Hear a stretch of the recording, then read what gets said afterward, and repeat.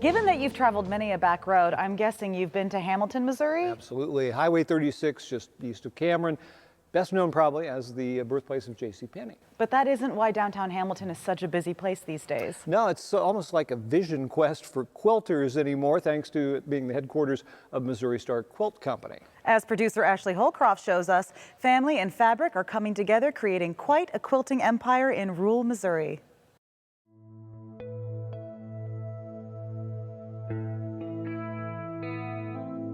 Like many of America's great small towns, Hamilton, Missouri had seen its glory days come and go. But that all began to change in 2008 when the fates of a family in this town of less than 1,800 became entwined, turning something very bad into something very good. In 2008, there was a major crash. We lost all of our retirement, my husband and I. And the children started thinking about what we could do in our retirement that would keep us out of their basement. The path to their ultimate success would be lit by a simple question. One day I was going to pick up a quilt that had been quilted, and my son said, "Well, what quilt is this?" And I said, "I don't even know." And he says, "What do you mean you don't know?" And I said, "I can't remember what it was. I took it there over a year ago." And so he starts thinking about this, and finally he says to me, "Is this a thing? I mean, this long arm quilting, is this something you could do? Because if these people are backed up a year, you know, there's a market for that." And so they decided to buy me a quilt machine. A quilt machine that was too big for the house and cost more than the building they bought to house it. You have this little 1,000-square-foot shop, and you could open the door and peek in and like see nothing and be like, "Okay, I'm good." And we're like, "Oh no, we gotta come in." We decided that we should start doing YouTube videos to tell people about quilting, because we looked online and there just wasn't a lot of great video content there. And I was like, "Hey Ma, you wanna do tutorials?" Okay, I'm game, but what's a tutorial? Let's just say she got the gist quickly, and soon they were racking up viewers on YouTube. A growing group who not only wanted to quilt with Jenny, but quilt what Jenny quilted.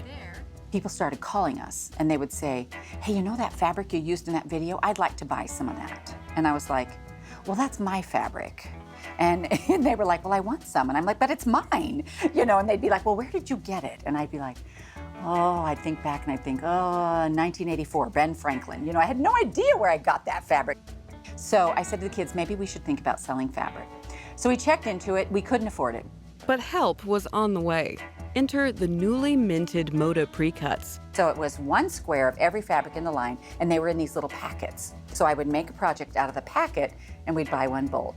So we started doing that, and YouTube is what catapulted us into being familiar to people. People were looking online for easy and quick ways to do things, and then they're like, "Well, I could just buy one of those packs," you know.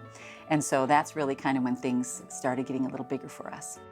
Being catapulted into familiarity has its perks, but growth has its demands. That's where the Doans were uniquely positioned to succeed. And thankfully, we've got, there's 7 kids in the family, and we're all willing to work for free for several years before we got a paycheck.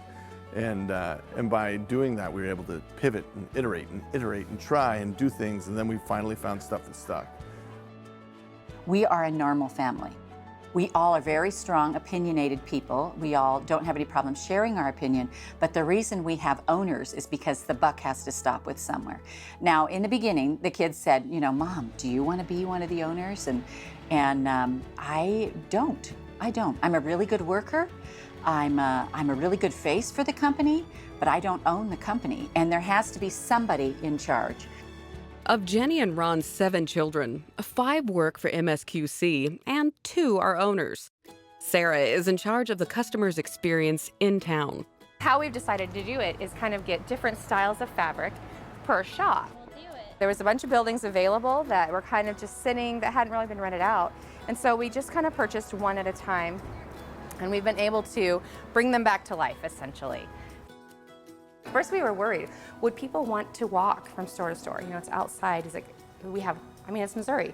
So we have freezing weather and we have hot weather, And really, I tease that it cleanses your palate, right? From each little walk. You're like, okay, I'm ready to see more. One of Alan's longtime friends, Dave Mifsud, tends the finances, while Al oversees the customer experience online. Quilters are sort of this group that they don't get enough credit. right? They're like the happiest, most cheerful, most supportive, most loving people. Like, I built the website, right? I built it from scratch. And then we launch it and it breaks. And you get these people that'll be like, hey, just so you know, things aren't working so good on the web. I'll hold my order. Don't worry about a thing. I'll be back. I know it's probably hard today. It's a big day. And I'm like, really? Oh, thanks, guys, because it's really hard over here. And I'm like, I am stressing out. And they're like, don't worry about a thing. It's quilting, right? It's been around forever. And it's like, yeah, but this isn't your mom's quilt shop, right? This is a new way of doing it. We're kind of reinvigorating this industry. What we saw was that, like, moms and my grandma, like, they love to quilt. But Sarah, my sister, she doesn't have 3 months to put into making a quilt, so we had to simplify it. We had to make it easier. And so we had to come up with these ideas to be able to let people make a quilt in a day. You know, we're just trying to figure out ways of letting people experience success and have a good interaction with the hobby and the art of quilting, and then circle back. And, like, you'll do your bigger, crazier, more intense stuff as you get more and more confident. What started with a single long-arm quilt machine has ballooned to 13 stores, over 400 employees, a massive new warehouse, and a National Small Business Award. The Missouri Star Quilt Company is still steaming ahead. But for this family, success has come in both tangible and intangible forms.